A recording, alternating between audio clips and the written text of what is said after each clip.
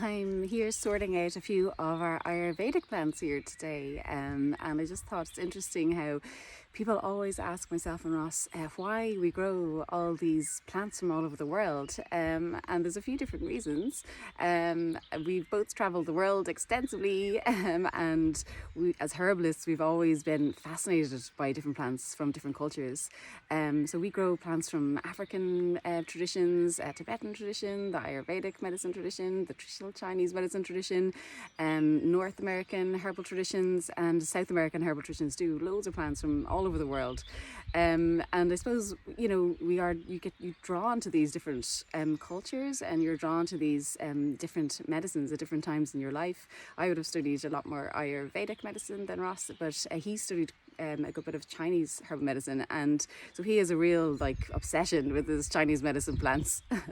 And as well, I'm half Indian, half Irish, and it's one of the reasons why I've certainly connected a lot with the Ayurvedic plants and why I love to grow them as well, because I would have grown up hearing stories with the Ayurvedic plants in them. So when I went on to study herbal medicine, that I was already so familiar with them, and it's so interesting. It's a lovely way to come back to your culture as well through herbal medicine. So here's just a few of the Ayurvedic plants that are growing here at the moment. I've just picked out a few little ones. Ashwagandha this is a little baby ashwagandha from the nursery. It's a little tiny one, but most people would have heard of ashwagandha these days. This is centella or gotu kola, another herb which I love to use, a great herb for memory. I probably need a bit more of this in my life at the moment, and I've definitely done a video on ashwagandha and on centella or your gotu kola on the website or on the YouTube channel.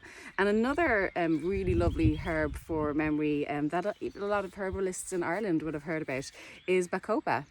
And with a lot of these Ayurvedic plants, we actually combine them freely with our Western herbal medicine plants or Irish herbal medicine plants, and they work quite well. And once you know the energetics of the plants and you understand the phytochemistry of the plants as well, you can combine them happily in formulas. This is a baby cardamom. It looks massive, but it's actually only a little tiny baby cardamom.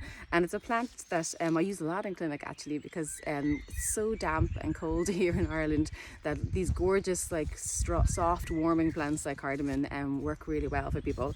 And this is another plant people may recognize is datura. This is Datura stramonium, and in Hinduism datura is actually a sacred plant. So it's a plant that's really woven into the Hindu culture, and it's in lots of stories. It is pretty much your connection to the divine, so it's not just worshipped, but it's also used widely as an offering. So you'll always see datura seed pods or datura flowers as well. You'll see them often left at altars, and actually the flowers open up at night time, which is really gorgeous, and they give off a lovely scent. So there's lots of plants that we grow here that are night flowering and night scent giving, so it's really nice to actually kind of wander around in the evening and take these. And this has got this gorgeous oily unctuous kind of leaves, and they grow massive.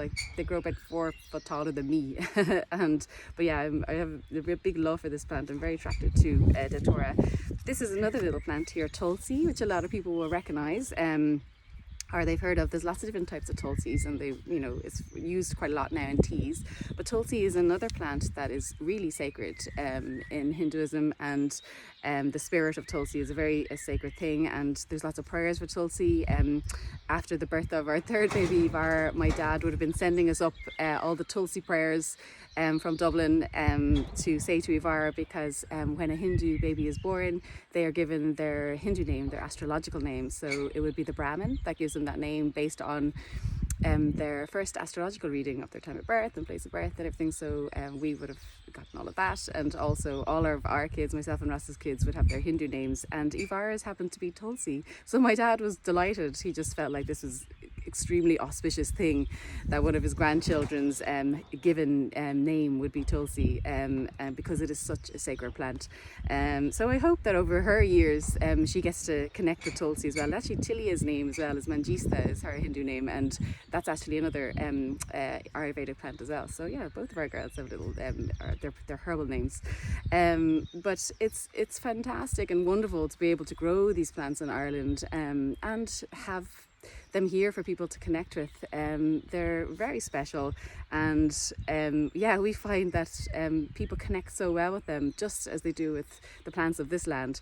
And yeah, we're delighted to be able to offer them to people and to be able to use them in our clinical practice as well. So that's just a little bit on some of the Ayurvedic plants that we grow here at Ivywood.